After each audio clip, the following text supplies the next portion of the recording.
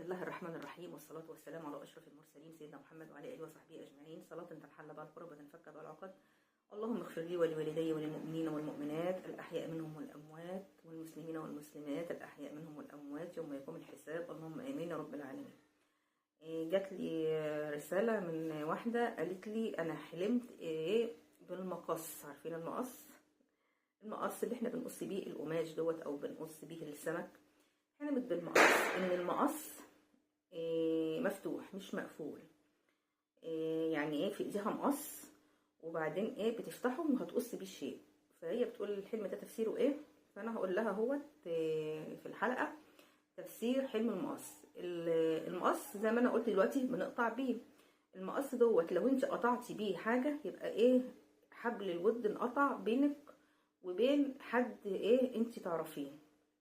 يعني لو بانلك في الحلم حد معاكي